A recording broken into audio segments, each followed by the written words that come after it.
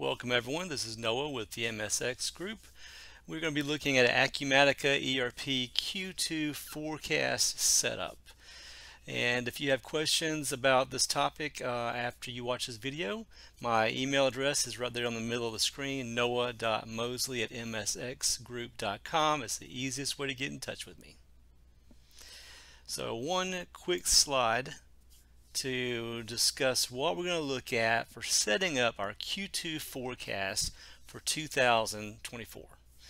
So a few bullet points here, run through these here with you. We're going to look at our book codes inside for copying our balances from our original budget over to our forecast book code. Opening that forecast book code up for input. We already have an input definition that we would have used last year for a forecast. We're just going to update the dates on that input definition, and we have a wizard that we're going to use to copy balances from the original budget over to the forecast book code to get it all ready for input. And when we do that copy plan, we're just going to focus on the account balances. We could also copy line item details from the original budget to the forecast book code. We could copy HR details. We can copy capital details as well. But for this example, we're just going to focus on the balances, the account balances from the original budget to the forecast book code. So let me take you over, and we're going to start off with the book codes. Alright, on my screen I have on the right hand side our quick launch window. I've got a tile in the middle for our budget input screen for 2024, which we would have just finished. Got through the original budget process. Everybody logged in, did their data input, saved it. All that is finalized for the original budget. And now we're going to set it up for the new forecast for Q2. First thing we want to start off with would be the book codes. So on the left hand side, we've got our main navigation panel. Under configuration, I'll click that once. At the top of that panel, I'll click book codes once. That opens up a list of all our different book codes, and we are just going to focus on the one that has forecasts.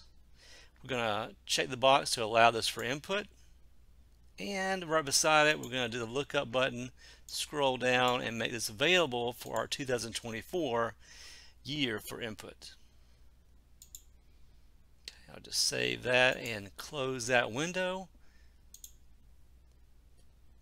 And now let's look at our input definition for our forecast.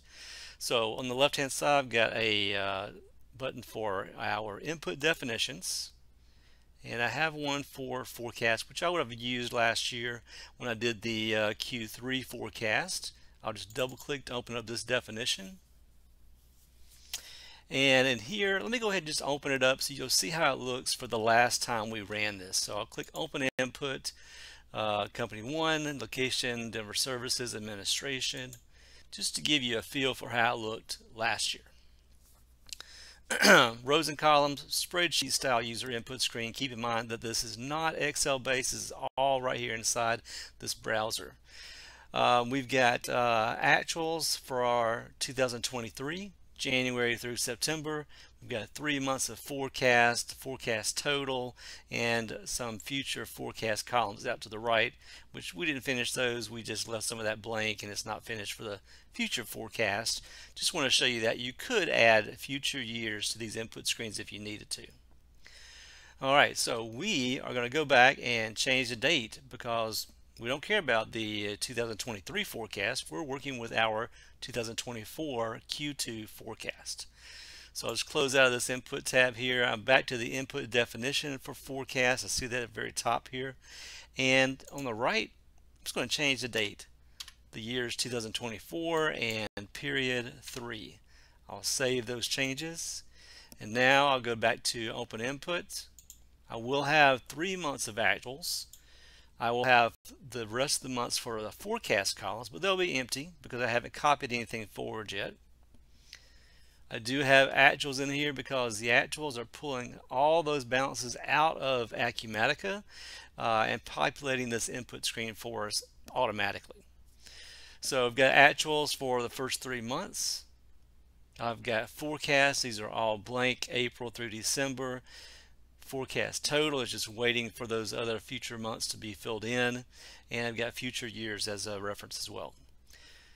All right, so to populate our forecast months with our original budget, it's an easy process. We've got a wizard that we can go to. I'll just close out this input screen. I'll go to Tools at the top left and select Copy Plan.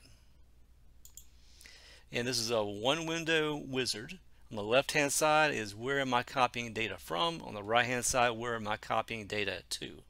So I'll just go look up and say, okay, I am going to copy from our 2024 budget. On the right-hand side, I'm copying this into our forecast input definition. Book codes, that is using our original budget, copying into our forecast book code, and this is all from 2024 data.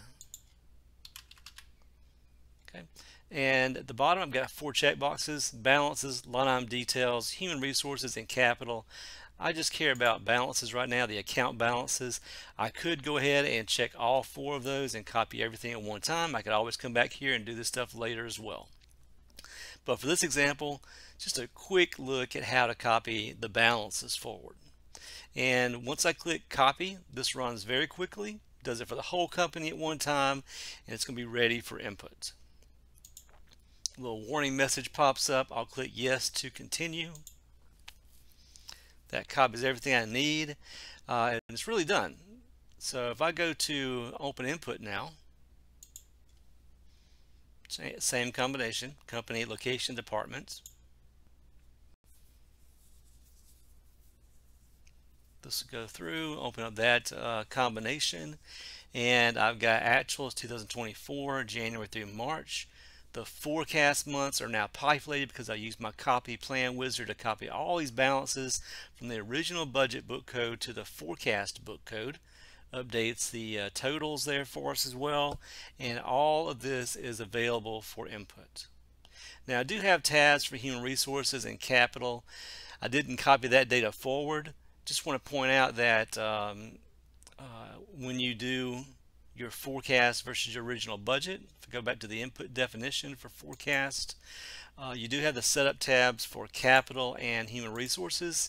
From one year to the next, there's really nothing you need to do for capital changes. For human resources, from the last forecast in 23 to the new forecast in 24, you may want to go through here and check your benefit and tax rates. So these might change from one year to the next. So check that on the input definition, human resource setup tab. All right, so some easy steps there to go through, get that input screen ready for our new forecast for Q2. Easy to do this as well if you just want to go back and get ready for Q3. Let's close this out, go back to input definition. Design tab, change the date from period 3 to period 6. Go back to open input.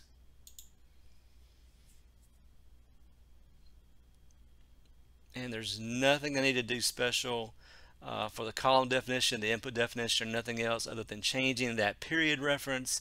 Now I've told it my actuals will go January through June, and the rest of the future months will be the forecast columns. Easy change just by changing the period reference on the input definition. I'll go ahead and change that back to Q2 there for us. All right, a quick look there at forecast setup for Acumatica. Let me jump back and wrap up with you. We looked at the book code window where we made the forecast book code available for input for 2024. We changed the date on the input definition to 2024 period 3, and we used the copy plan wizard to copy account balances from the original budget book code to the forecast book code. Easy steps there to get us all ready for the new forecast input. One last screen there to wrap up the video with you. If you have questions, my email address is right here in the middle, noah.mosley@msxgroup.com. Glad you could join me today. That little screen blacked out, but it'll come back here in just a second.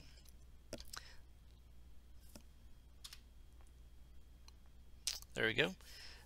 Thank you for joining me, and I hope to talk with you soon. Have a great day.